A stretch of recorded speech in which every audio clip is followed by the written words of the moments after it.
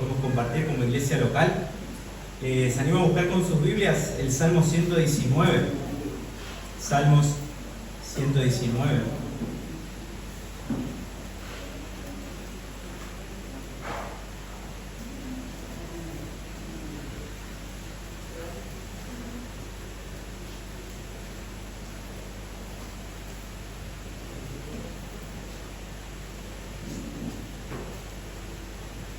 Sin duda es una gran bendición poder reunirnos, poder compartir como iglesia un domingo más. Y qué importante, me quedé pensando en lo que nos compartía nuestro hermano Franco recién, antes de poder tener nuestro tiempo de oración. Qué importante recordar esto, de que nuestra mayor necesidad, sin lugar a dudas, es poder conocer a Dios. Y dado que el único medio a través del cual nosotros conocemos a Dios es la palabra de Dios, podemos afirmar con total seguridad de que nuestro mayor tesoro es la palabra de Dios. Lo más importante que tenemos como iglesia es la palabra de Dios. Nada más valioso que la verdad de la palabra de Dios. En la palabra de Dios nosotros conocemos a Dios, conocemos su carácter, conocemos su voluntad, sus planes, sus propósitos. En la verdad de la palabra de Dios nosotros conocemos quién es el hombre y en qué consiste la vida. Solo la palabra de Dios nos enseña la verdad. Y pensaba que es tan importante que podamos recordar estas cosas hoy en día, porque la triste realidad es que hoy todos afirman tener la verdad. Hoy muchos hablan de que cada uno tiene su propia verdad, pero la realidad es que esto es falso. La única verdad está en la palabra de Dios. La única verdad acerca de quién es Dios está en la palabra de Dios. La única verdad acerca de quiénes somos nosotros está en la palabra de Dios. La única verdad acerca de qué es la vida y en qué consiste la vida está en la palabra de Dios. En Romanos el apóstol Pablo dijo allí, en Romanos 3:4, antes bien sea Dios veraz y todo hombre mentiroso. La palabra de Dios es la única verdad. Solo Dios dice la verdad. David dice allí en 2 de Samuel 7:28, ahora pues, Jehová Dios, tú eres Dios, y tus palabras son verdad. Salmo 19, verso 9, los juicios de Jehová son verdad, todos justos. Salmo 119, verso 160, la suma de tu palabra es verdad. En Juan 17:17, nuestro Señor está allí orando por sus discípulos y Él dice, santifícalos en tu verdad, tu palabra es verdad. Pablo le dijo a Timoteo en 2 de Timoteo 2:15, procura con diligencia presentarte a Dios aprobado, como obrero que no tiene de qué avergonzarse, que usa bien la palabra de verdad. Todos estos pasajes nos enseñan que la palabra de Dios es la verdad. La palabra de Dios es la verdad. Por eso, cuando se trata acerca de la vida y de cómo vivir la vida, la realidad, hermanos, es que la psicología no tiene nada para enseñarnos. La televisión, los medios de comunicación, las redes sociales no tienen ningún consejo valioso para darnos. Son simples opiniones de hombres. Son simples opiniones de hombres. Lo que necesitamos para entender cómo vivir nuestra vida es la sabiduría de la palabra de Dios. Por eso, nuestra mayor necesidad como cristianos es aprender la palabra de Dios. La mayor necesidad de la iglesia local no son las muchas actividades, no son los muchos programas. La mayor necesidad de nuestra iglesia local es aprender la palabra de Dios. Y aprendemos la palabra de Dios por medio de la predicación y enseñanza de la palabra de Dios.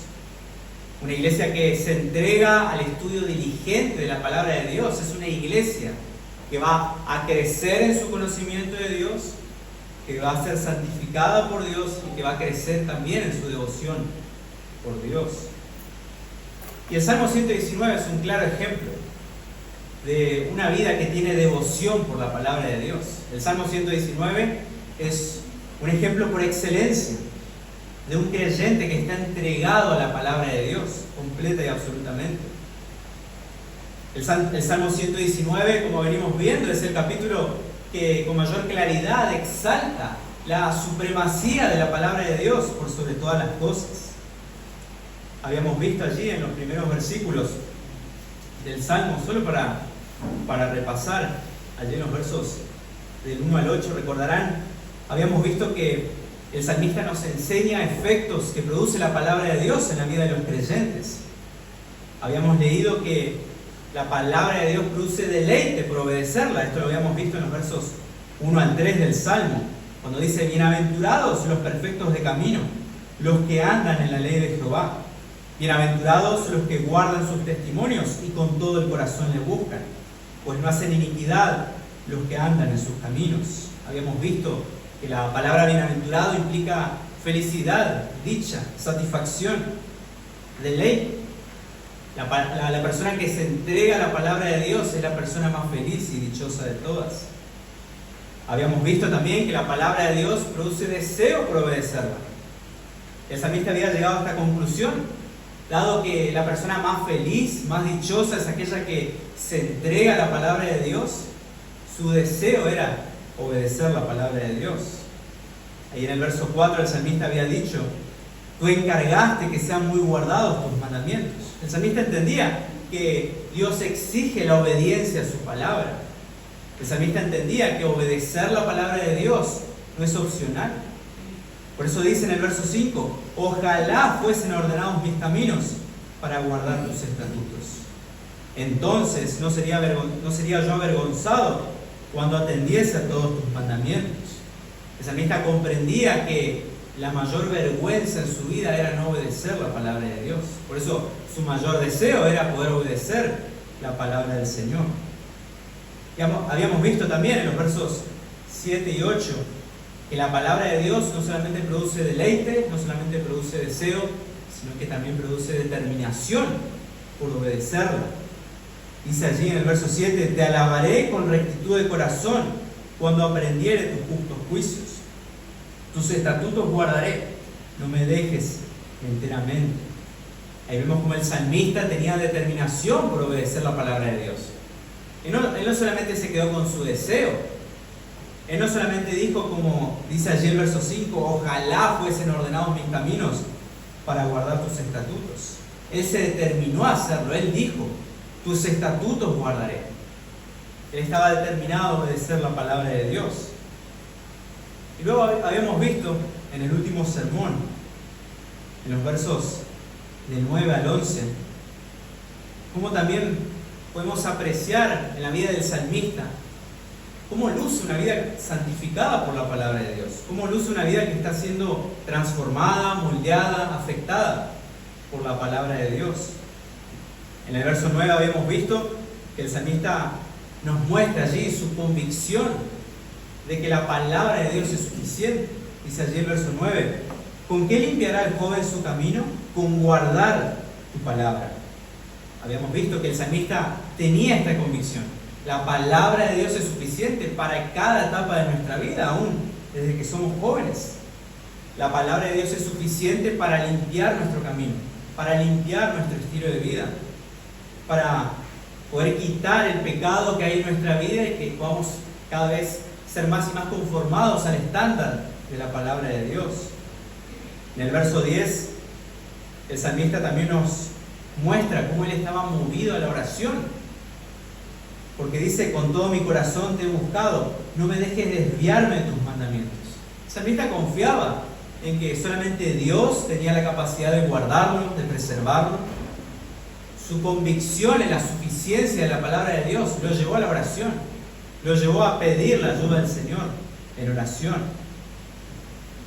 Y a la vez el salmista nos sigue mostrando cómo él era movido a la acción. Allí en el verso 11 dice: en mi corazón he guardado tus dichos para no pecar contra ti. Como les decía, el salmista estaba determinado a hacer de la palabra de Dios el mayor tesoro en su propio corazón. Por supuesto, el salmista no tenía el deseo de ser un hombre intelectual. Él tenía el deseo de ser un hombre espiritual. Por eso él guardaba la palabra de Dios en su corazón. Por eso él la leía, la meditaba, la memorizaba. Una cosa es leer la palabra de Dios. Otra cosa es completamente diferente, es hacer de la palabra de Dios nuestro mayor tesoro en nuestro corazón.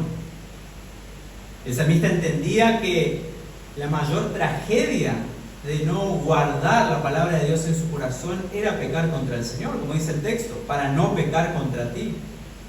Por eso él estaba entregado completamente a la palabra de Dios.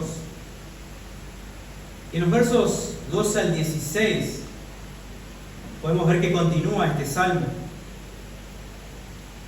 Y vemos que la idea en estos versículos es ver cómo el salmista no solamente comprendía los efectos que produce la palabra de Dios en la vida de los creyentes, sino que también él estaba siendo santificado por la palabra de Dios, como veíamos recién. Pero a la vez, estos versículos nos muestran cómo él estaba perseverando en una vida santificada por la palabra de Dios. Y es lo que vamos a ver en estos versículos, la obra de la palabra de Dios en la vida del salmista, tanto en el pasado como en el presente, como así también en el futuro. El salmista estaba siendo santificado por la palabra del Señor en el presente. El salmista también nos recuerda cómo él en el pasado había sido santificado por la palabra de Dios. Y luego también vamos a ver, y para serles honestos, ya quizá en el próximo sermón, vamos a ver que el salmista tenía confianza en cómo la palabra de Dios lo iba a continuar santificando en el futuro. Vamos a leer el pasaje, Salmo 119, los versos 12 al 16. Salmo 119, versos 12 al 16. Dice: bendito tú, oh Jehová, enséñame tus estatutos. Con mis labios he contado todos los juicios de tu boca. Me he gozado en el camino de tus testimonios más que de toda riqueza. En tus mandamientos meditaré, consideraré tus caminos. Me regocijaré en tus estatutos, no me olvidaré de tus palabras. Señor, te damos gracias por esta mañana, por este tiempo que tú nos permites ser expuestos a tu palabra. Gracias, Señor, por tu fidelidad para con nosotros.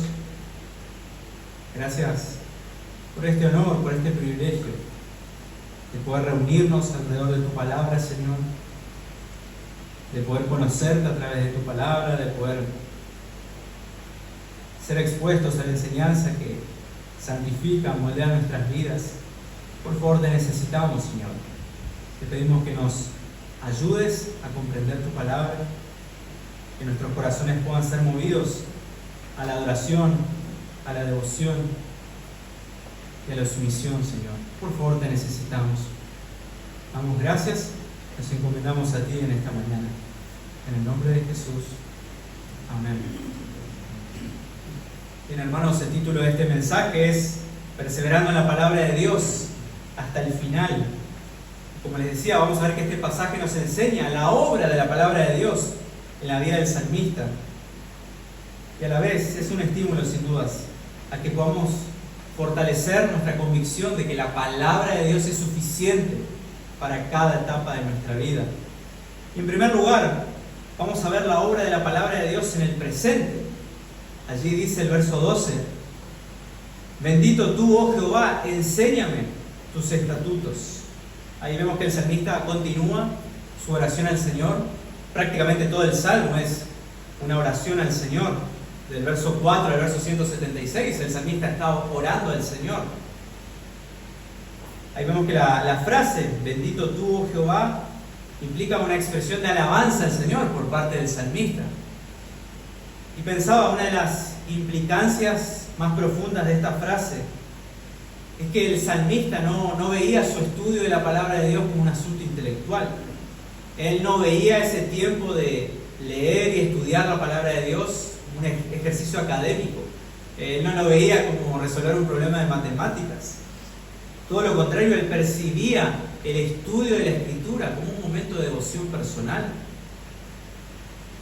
El salmista veía la importancia de ser expuesto a la palabra de Dios por medio de la lectura, por medio de la meditación, porque lo que estaba en juego era su adoración.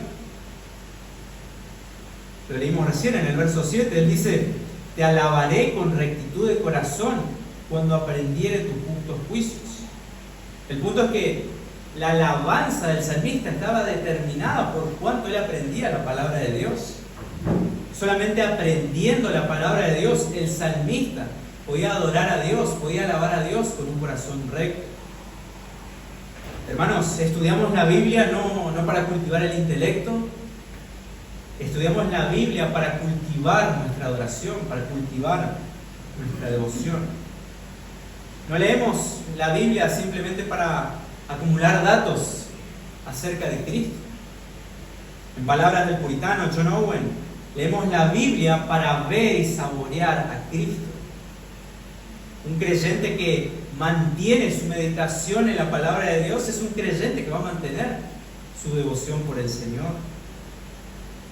Para el cristiano, hermanos, el estudio de la Biblia no es un asunto de orgullo intelectual. Para el cristiano, el estudio de la Biblia es un asunto de adoración espiritual. Es tan importante que podamos comprender esto. El tiempo donde se predica y se enseña la palabra de Dios es un tiempo de adoración. Es un tiempo donde conocemos a Dios más profundamente. Todas las canciones que cantamos durante la alabanza son el fruto, son el resultado de lo que aprendemos de la palabra de Dios. Y luego continúa el salmista, allí en el verso 12, dice: enséñame tus estatutos. Y dado que el tiempo del verbo enséñame está en presente, aquí el salmista nos habla de cómo él estaba siendo santificado por la palabra de Dios en el presente. Esta petición que hace el salmista de que sea Dios el que le enseñe su palabra es una constante a lo largo de todo el salmo. Se los leo así de corrido. Verso 26 dice: te he manifestado mis caminos y me has respondido. Enséñame tus estatutos. Verso 33: enséñame, oh Jehová, el camino de tus estatutos y lo guardaré hasta el fin. Verso 64: de tu misericordia, oh Jehová, está llena la tierra. Enséñame tus estatutos. Verso 68: bueno eres tú y bienhechor. Enséñame tus estatutos. Verso 124: haz con tu siervo según tu misericordia y enséñame tus estatutos. El salmista comprendía que él necesitaba de la ayuda del Señor para entender su palabra. Él necesitaba la asistencia del Señor para entender, para comprender el significado de la palabra de Dios. Y podemos ver también otros salmos donde se nos muestra esta dinámica de el creyente pidiéndole al Señor que le ayude a entender su palabra. En el Salmo 25, en los versos 4 al 5, muchos recordarán que solemos cantar esta canción. Dice: muéstrame, oh Jehová, tus caminos, enséñame tus sendas, encamíname en tu verdad y enséñame, porque tú eres el Dios de mi salvación, en ti he esperado todo el día. Salmo 86, verso 11, dice: enséñame, oh Jehová, tu camino, caminaré yo en tu verdad, afirma mi corazón para que tema tu nombre. Salmo 143, verso 10, enséñame a hacer tu voluntad, porque tú eres mi Dios, tu buen espíritu me guíe a tierra de rectitud. Todos estos salmos nos recuerdan que es el Señor el que nos capacita para entender su palabra, es el Señor el que nos enseña la verdad de su palabra.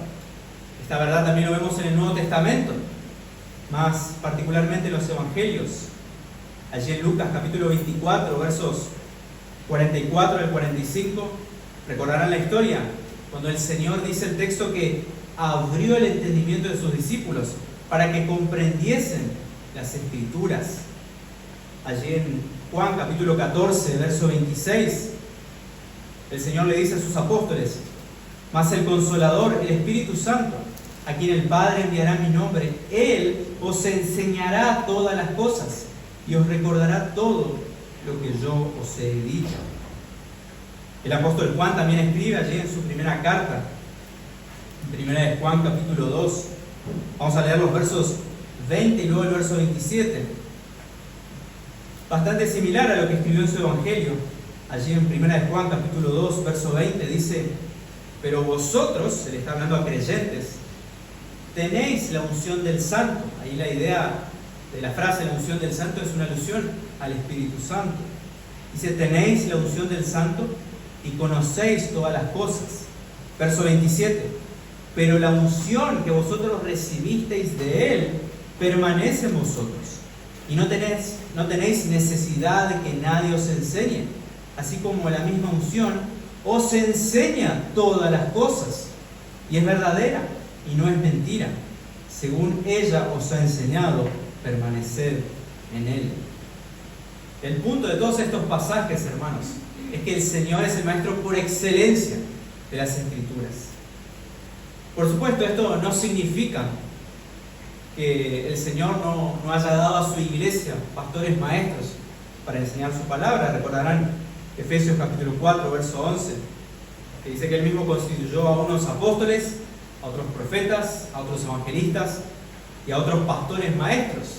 Dice el texto, a fin de perfeccionar a los santos, es decir, a los creyentes, para la obra del ministerio, para la edificación del cuerpo de Cristo. La idea que se puede apreciar allí en 1 Juan 2:27, cuando Juan dice, no tenéis necesidad de que nadie os enseñe. La idea ahí en el texto griego es, no tienen la necesidad de que alguien en especial les enseñe. Recordemos el contexto. Allí en el primer siglo había falsos maestros que se jactaban de tener un conocimiento especial, de tener un conocimiento oculto al que solamente ellos podían acceder. Por eso Juan dice, ustedes no tienen la necesidad de que alguien en especial les enseñe. La unción del Santo, el Espíritu Santo, es el que les enseña la verdad que necesitan aprender. Y pensaba hoy, la triste realidad, diría yo, es la misma. Hoy en día hay muchos falsos maestros, hombres, mujeres, que se jactan de tener un conocimiento especial de parte de Dios. Hombres que se jactan de tener una revelación especial de parte de Dios. Y de alguna manera transmiten la idea de que si nosotros no nos sometemos a esa revelación especial que solamente ellos tienen de parte de Dios, no vamos a poder conocer a Dios. Pero esto es falso, hermanos. Nada más lejos de la realidad. El Señor nos dio su revelación completa y suficiente en las páginas de la Biblia. Y la manera mediante la cual el Señor nos enseña su palabra es por medio de pastores maestros fieles en el contexto de la iglesia local. Por eso es tan importante que como cristianos nos congreguemos en una iglesia local. Por eso es esencial que como cristianos seamos parte de manera activa de una congregación local en donde se enseña la palabra de Dios, en donde domingo tras domingo, inclusive a veces entre semana, se predica y se enseña la palabra de Dios. Esto es esencial para nuestra santificación en el presente. Por supuesto, la santificación es un proceso continuo en la vida del creyente. Desde el momento en que somos salvos por medio de la fe, estamos siendo santificados, estamos siendo transformados a la imagen del Señor hasta que Él nos venga a buscar. Pero esto es un proceso constante. Y es una verdad que tenemos que recordar a aquellos que tenemos años de iglesia. El tiempo del pasado en donde quizás aprendiste la palabra de Dios o buscaste al Señor, no va a servir de mucho si en el día de hoy no estás buscando al Señor. No va a servir de mucho si hoy no estás siendo expuesto a la palabra de Dios. Es sumamente esencial, hermanos. Tenemos que seguir la exhortación del autor de la carta a los Hebreos, en Hebreos 10:25, de no dejar de congregarnos. Nuevamente es esencial para nuestra santificación en el presente, ser expuestos a la palabra de Dios en el presente. Es sumamente necesario, es sumamente importante. Ahora bien, en estos pasajes, como les decía, el salmista nos muestra cómo la palabra de Dios está obrando en su vida en cada etapa. Vimos en el presente, y ahora vamos a ver en los versículos 13 y 14, cómo la palabra de Dios estaba obrando en la vida del salmista también, en su pasado. Vamos a leer los versículos 13 y 14, allí del Salmo 119. Dice, con mis labios he contado todos los juicios de tu boca. Me he gozado en el camino de tus testimonios más que de toda riqueza. Podemos ver allí los verbos en tiempo pasado. He contado, me he gozado. El punto que nos quiere mostrar el salmista es que la palabra de Dios venía santificando su vida. Él estaba en el presente pidiéndole al Señor que le enseñe su palabra, que lo santifique, pero también él tiene memoria para recordar cómo en el pasado la palabra de Dios lo estaba santificando, lo había santificado. El verso 13 nos muestra la confesión pública por parte del salmista en relación a la palabra de Dios. Él busca enfatizar que le había anunciado toda la palabra de Dios. Como dice el texto, con mis labios he contado todos los juicios de tu boca. Esto nos permite apreciar cómo el salmista no era solamente un estudiante diligente de la palabra de Dios. Él tampoco se conformaba con simplemente aplicarla a su propia vida. El salmista también tenía un deseo de poder compartirla a otros. El salmista tenía un deseo de poder enseñar la palabra de Dios a los demás. El salmista tenía un deseo de servir a los demás. Tenía un deseo de servir al pueblo de Dios. Él no se quedaba con estudiar la Biblia. Él quería servir a los demás por medio de lo que había aprendido en la Biblia. Su devoción por la palabra de Dios no solamente se manifestaba en su estudio privado y en su ejemplo personal, también se manifestaba en su enseñanza pública. El salmista seguía el patrón de Esdras, recordarán, allí en Esdras capítulo 7, verso 10, porque Esdras había preparado su corazón para inquirir la ley de Jehová y para cumplirla y para enseñar en Israel sus estatutos y decretos. Esdras tenía un compromiso en su corazón, él preparó su corazón, la idea es que él entregó su corazón, su devoción estaba en inquirir la ley de Jehová, es decir, en estudiar la palabra de Dios, en cumplirla, es decir, en obedecer la palabra de Dios, y también en enseñar en Israel sus estatutos y decretos. El salmista fue diligente en estas tres cosas: en estudiar la Escritura, en practicar la Escritura y en enseñar la Escritura. También a lo largo del Salmo vemos este compromiso por parte del salmista de anunciar la palabra de Dios a otros. Allí en el Salmo 119, en el verso 46, dice: hablaré de tus testimonios delante de los reyes y no me avergonzaré. Verso 172, hablará mi lengua tus dichos, porque todos tus mandamientos son justicia. Ahora bien, pensaba una observación interesante en este pasaje, es ver el compromiso del salmista en no solamente anunciar la palabra de Dios, sino que dice el texto que él estaba comprometido con anunciar toda la palabra de Dios. Dice el pasaje, todos los juicios de tu boca. El salmista fue fiel en enseñar toda la palabra de Dios. Él no se limitaba a sus pasajes favoritos. Él no se limitaba a aquellos versículos que sabe que a la gente le gustan. El salmista no omitía esos pasajes donde la gente se pone nerviosa porque les está confrontando con su pecado. El salmista estaba comprometido con anunciar toda la palabra de Dios.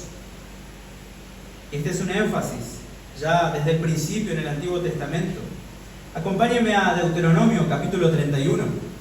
Deuteronomio capítulo 31.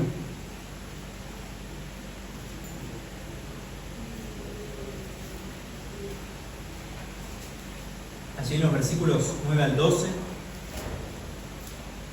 Recordemos, el libro de Deuteronomio es Moisés próximo a la muerte y una segunda generación de israelitas que se había criado en el desierto estaban allí próximos a ingresar a la tierra prometida. Entonces Moisés les enseña la palabra de Dios antes de ingresar a la tierra prometida.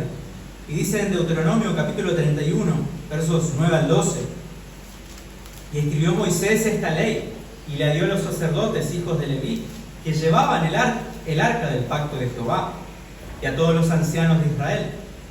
Y les mandó Moisés diciendo: al fin de cada 7 años, en el año de la remisión, en la fiesta de los tabernáculos, cuando viniere todo Israel a presentarse delante de Jehová tu Dios, en el lugar que él escogiere, leerás esta ley delante de todo Israel a oídos de ellos. Harás congregar al pueblo, varones, mujeres y niños y tus extranjeros que estuvieren en tus ciudades. para que oigan y aprendan y teman a Jehová vuestro Dios y cuiden de cumplir todas las palabras de esta ley.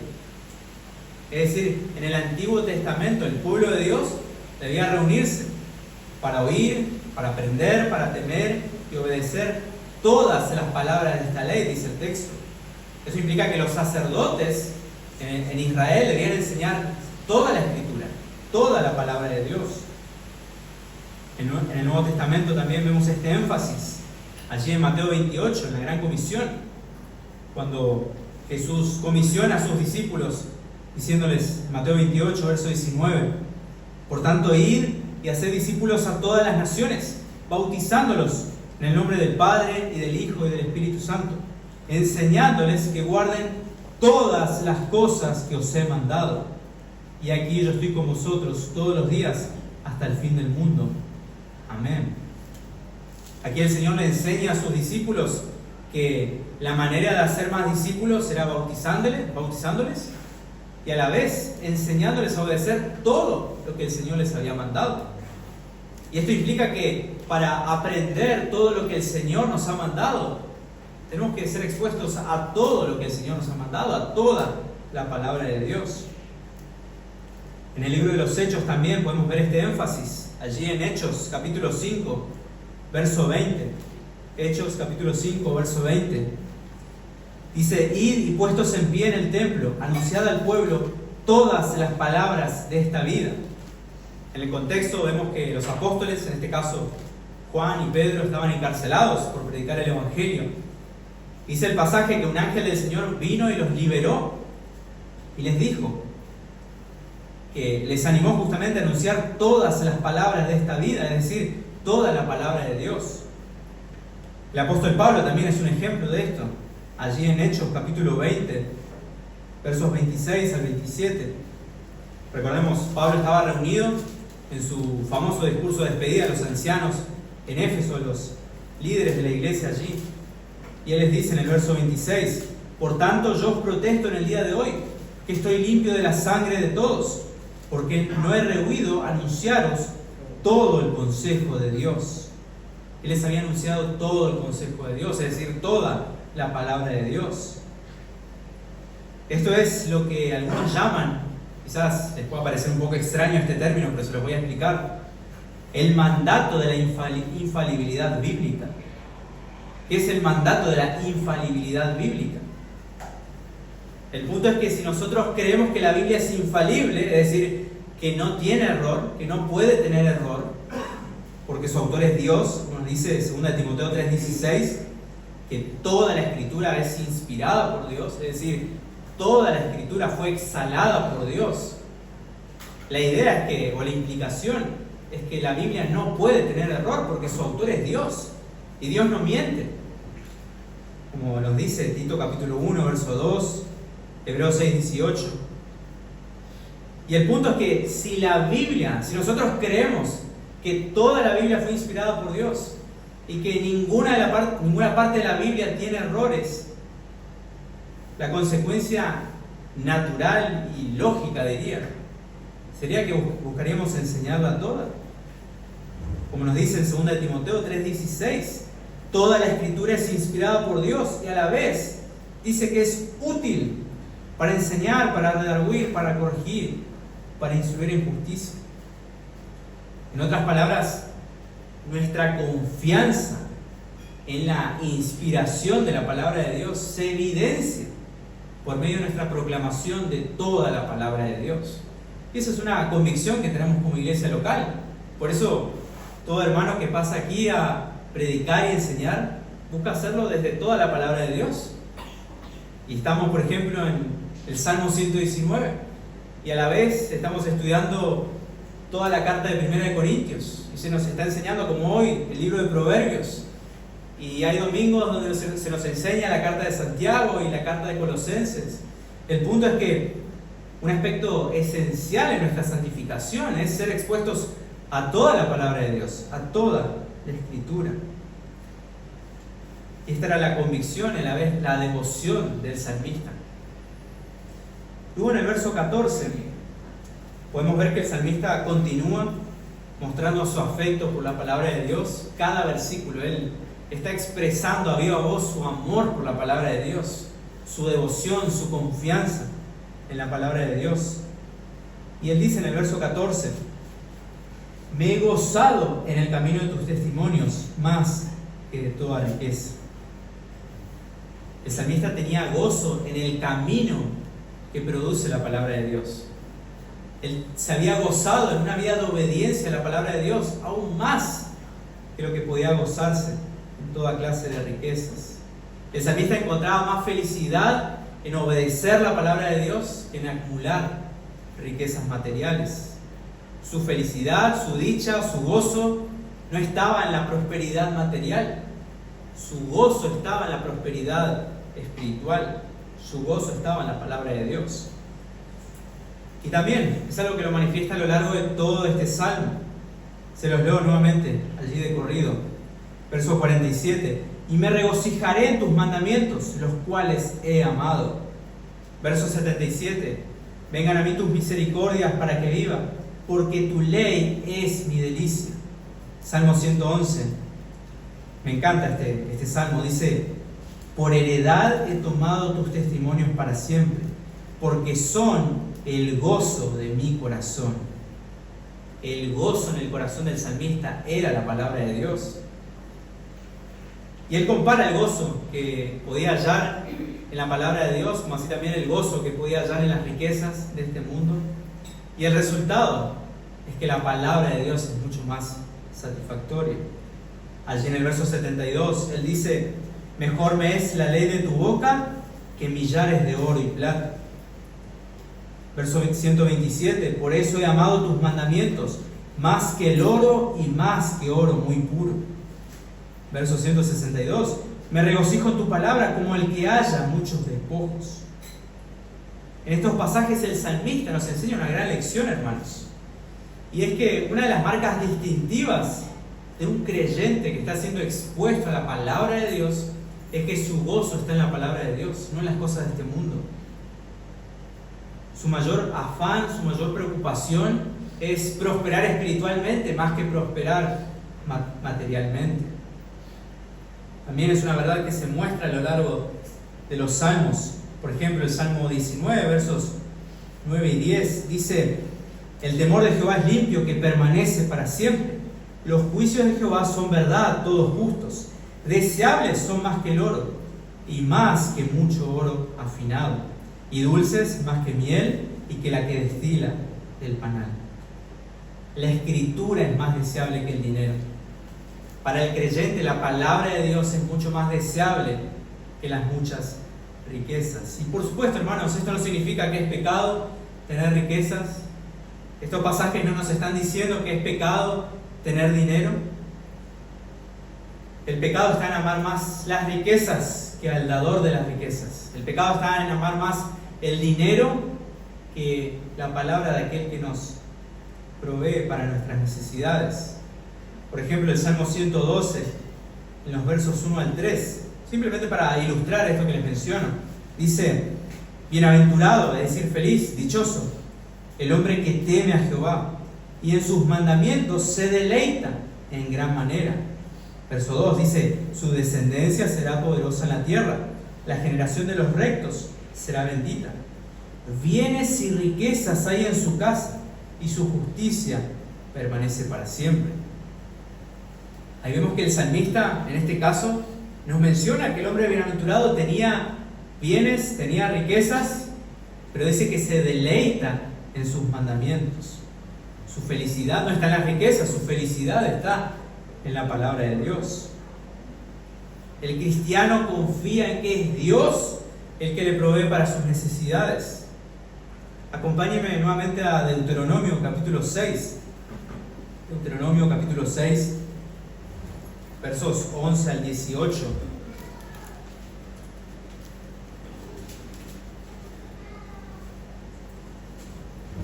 Una de las grandes tentaciones que tenía Israel antes de ingresar a la tierra prometida es que ellos podrían verse tentados, valga la redundancia, a poner su confianza en los ídolos de las tierras que iban a conquistar, como así también a olvidarse de Dios y poner su confianza en las riquezas que Dios les había permitido adquirir. Y dice allí en Deuteronomio capítulo 6, versos 11 al 18: Cuídate de no olvidarte de Jehová tu Dios, para cumplir sus mandamientos, sus decretos y sus estatutos que yo te ordeno hoy. No suceda que comas y te sacies y edifiques buenas casas en que habites, y tus vacas y tus ovejas se aumenten, y la plata y el oro se te multipliquen, y todo lo que tuvieres se aumente y se enorgullezca tu corazón, y te olvides de Jehová tu Dios, que te sacó de tierra de Egipto, de casa de servidumbre, que te hizo caminar por un desierto grande y espantoso, lleno de serpientes ardientes y de escorpiones, y de sed donde no había agua. Y Él te sacó agua de la roca del pedernal, que te sustentó con maná en el desierto, comida que tus padres no habían conocido, afligiéndote y probándote para la postre hacerte bien. Y digas en tu corazón: mi poder y la fuerza de mi mano me han traído esta riqueza. Sino acuérdate de Jehová tu Dios, porque Él te da el poder para hacer las riquezas, a fin de confirmar su pacto que juró a tus padres, como en este día. El punto que Moisés busca enfatizar es que si Israel iba a prosperar materialmente, era solo por el favor de Dios, era solo porque Dios les permitía hacerlo. Su confianza debía estar en el Señor, no en las riquezas. Su devoción debía estar en Dios, no en las riquezas. En el libro de Job también vemos esta verdad. Allí en Job capítulo 31, versos 24 al 28, allí Job dice algo muy interesante en relación a este tema. Dice, verso 24: si puse en el oro mi esperanza y dije al oro: mi confianza eres tú, si me alegré de que mis riquezas se multiplicasen y de que en mi mano hallase mucho, si he mirado al sol cuando resplandecía o a la luna cuando iba hermosa, y mi corazón se engañó en secreto y mi boca besó mi mano, esto también sería maldad juzgada, porque habría negado al Dios soberano. Aquí Job es enfático en que poner su confianza en las riquezas y alegrarse en las riquezas es un acto de maldad. Y el motivo es porque estaría negando al Dios soberano, dice el texto. El Salmo 52, verso 7 también nos enseña esta verdad. Dice allí: he aquí el hombre que no puso a Dios por su fortaleza, sino que confió en la multitud de sus riquezas y se mantuvo en su maldad. Nuevamente, gozarse más en las riquezas que en Dios es un acto de maldad, según la palabra del Señor, es negar al Señor. El Nuevo Testamento también nos enseña esta tentación que tienen aún los creyentes de poner su confianza, su gozo en las riquezas, en lugar de confiar en el Señor, de gozarse en el Señor. En los evangelios vemos que el Señor habló mucho acerca de las riquezas, pero pensaba compartirles una parábola muy conocida allí en Lucas capítulo 12. Les animo a buscar Lucas capítulo 12, versos 15 al 21. En muchas Biblias dice como subtítulo la parábola del rico insensato. Y dice allí en Lucas capítulo 12, verso 15: y les dijo: mirad y guardaos de toda avaricia, porque la vida del hombre no consiste en la abundancia de los bienes que posee. También les refirió una parábola diciendo: la heredad de un hombre rico había producido mucho, y él pensaba dentro de sí diciendo: ¿qué haré? Porque no tengo dónde guardar mis frutos. Y dijo: esto haré, derribaré mis graneros y los edificaré mayores, y allí guardaré todos mis frutos y mis bienes. Y diré a mi alma: alma, muchos bienes tienes guardados para muchos años, repósate, come, bebe, regocíjate. Pero Dios le dijo: necio, esta noche vienen a pedirte tu alma, y lo que has provisto, ¿de quién será? Así es el que hace para sí tesoro y no es rico para con Dios. Esta parábola nos enseña que este hombre era insensato porque su confianza estaba en las riquezas y no en Dios. Este hombre era insensato según Jesús porque era rico para con las cosas de este mundo, pero no era rico para con Dios. En las epístolas también vemos cómo se repite este mismo patrón. para mencionar solamente un pasaje, allí en 1 Timoteo capítulo 6, versos 6 al 10. Ahí en el contexto Pablo está hablando de los falsos maestros y dice que una de las características de los falsos maestros es que ellos toman la piedad como fuente de ganancia. Es decir, ven la religión, el servicio al Señor en la iglesia como un medio para enriquecerse. Pero en el verso 6 Pablo dice: pero gran ganancia es la piedad acompañada de contentamiento, porque nada hemos traído a este mundo y sin duda nada podremos sacar. Así que, teniendo sustento y abrigo, estemos contentos con esto, porque los que quieren enriquecerse caen en tentación y lazo, y en muchas codicias necias y dañosas que hunden a los hombres en destrucción y perdición, porque raíz de todos los males es el amor al dinero, el cual codiciando algunos se extraviaron de la fe y fueron traspasados de muchos dolores. Pablo nos enseña que el cristiano tiene su contentamiento no en tener muchas riquezas, sino en Dios, en que le provee el sustento, el abrigo, lo necesario para vivir. Y Pablo es enfático: el camino que le espera a aquellos que aman el dinero, como nos dice el pasaje, es la destrucción, la perdición, el extraviarse de la fe, el ser traspasados de muchos dolores. Pero no así un cristiano. Un creyente tiene su devoción en la palabra de Dios, no en las riquezas. Y hay un último pasaje que voy a pedir que lo puedan buscar allí en Apocalipsis, capítulo 3, que me pareció muy interesante porque creo que pienso que es una exhortación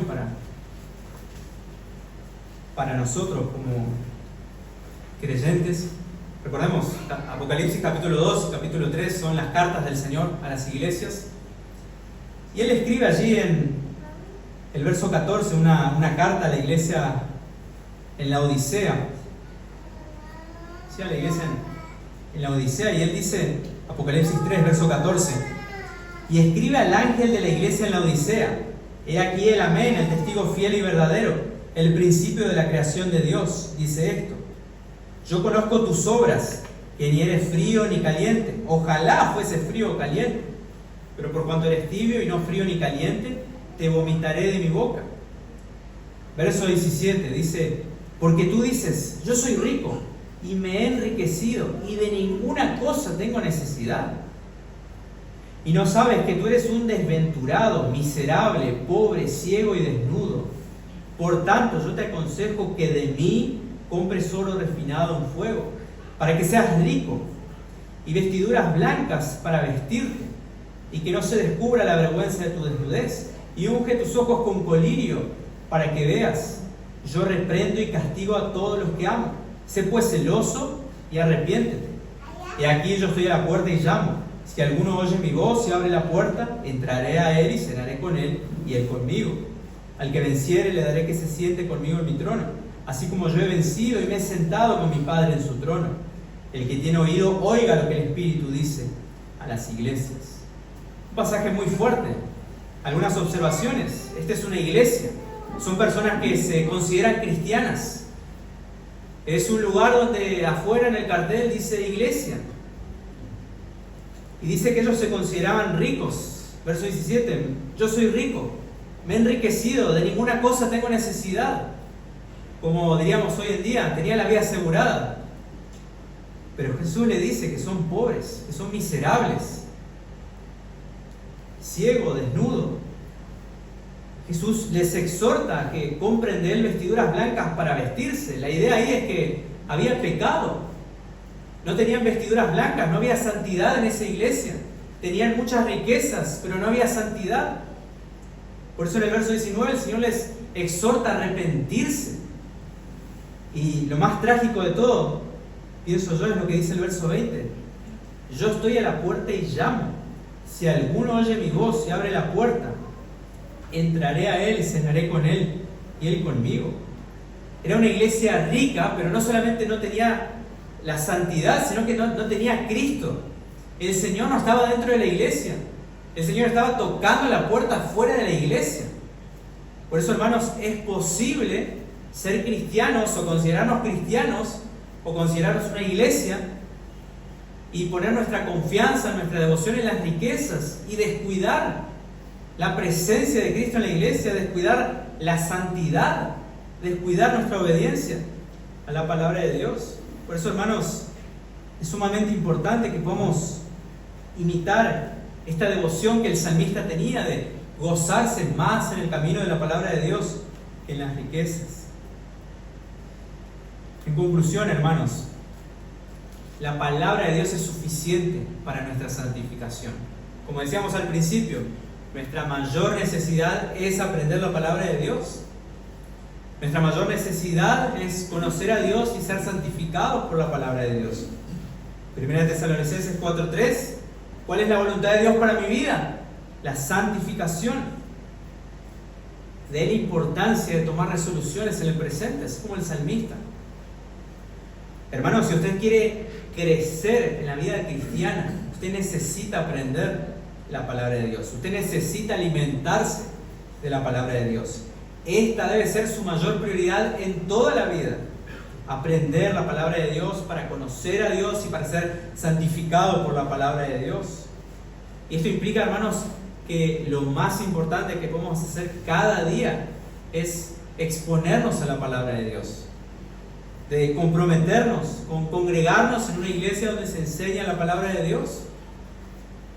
Podemos ser exitosos en un montón de áreas en la vida, pero si no estamos siendo santificados por la palabra de Dios en el presente, estamos perdiendo trágicamente, hermanos. Todo lo demás termina siendo secundario si fallamos en esto. Y por otro lado, pensaba también, otra implicación de este pasaje, es, sobre todo aquellos que tenemos años de iglesia, años de caminar con el Señor, a veces en medio de las luchas y dificultades del presente, descuidamos este aspecto de mirar al pasado y recordar la obra de la palabra de Dios en nuestra vida.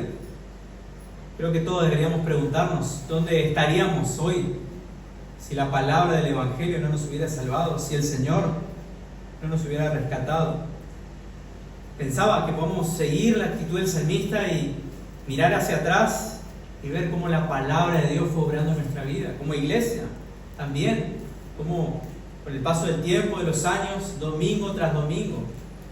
Tenemos un gran privilegio, hermanos. Tenemos un gran privilegio.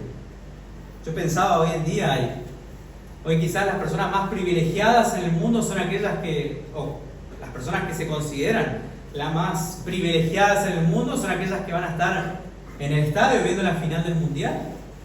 Pero las personas más privilegiadas somos nosotros, los cristianos, porque estamos siendo expuestos a la palabra de Dios domingo tras domingo. Este sin duda es un motivo para adorar a Dios por su fidelidad. Es Dios el que nos sostiene, no somos nosotros, no son nuestras resoluciones, no es nuestro intento de ser buena gente, es Dios el que nos sostiene, hermanos. Ahora bien, quizás este no es tu caso. Quizás tu realidad es que todavía te encontrás perdido en una vida llena de pecado. Si esta es tu realidad, yo te animo a confesarle tus pecados al Señor. Hoy es el día en donde el Señor puede comenzar a escribir la historia de su palabra en tu vida. Hoy es el día en donde el Señor puede comenzar a santificar tu vida. La Biblia dice allí en Isaías capítulo 64, verso 6, todos nosotros somos como suciedad y todas nuestras justicias como trapo de inmundicia. Nuestras buenas obras, nuestros intentos por portarnos bien, nuestros intentos por ser buena gente, no pueden limpiarnos de nuestra maldad. Solo la obra de Cristo en la cruz puede limpiarnos de nuestra maldad. Solo la obra de Cristo en la cruz, quien entregó su vida para limpiar a su iglesia, a su pueblo de su pecado. Solo la obra de Cristo puede limpiarnos. Por eso yo te animo a mirar a Cristo en este día. Yo te animo a depositar tu confianza en Él. Solo así vas a ser reconciliado con Dios. Solo así, al igual que el salmista y que todo cristiano, vas a experimentar el poder santificador de la palabra de Dios en cada etapa de tu vida. Oramos. Señor, te damos gracias por tu fidelidad. Gracias por tu misericordia, Señor. Gracias por ser tan bueno con nosotros. Gracias, Señor, por este privilegio de poder ser expuestos a tu palabra. Gracias porque no nos has dejado solos, no nos has abandonado a merced de nuestro propio pecado, de nuestra propia ignorancia, de nuestra propia maldad. Gracias, Señor, porque tú nos has dejado la revelación de tu palabra. Y es el deseo de nuestro corazón, Señor, que tú nos santifiques, que tú nos continúes limpiando y lavando por medio de tu palabra. Perdónanos, Señor, si hemos puesto nuestra confianza en las cosas de este mundo, en nuestras buenas obras, en nuestros bienes, en nuestras riquezas. Perdónanos por haber descuidado nuestro afecto, nuestra devoción por ti, nuestra confianza en ti.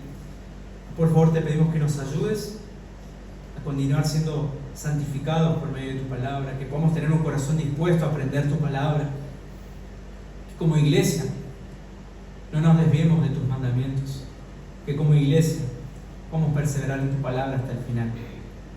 Te pedimos por favor que nos ayudes, Señor. En el nombre de Jesús. Amén.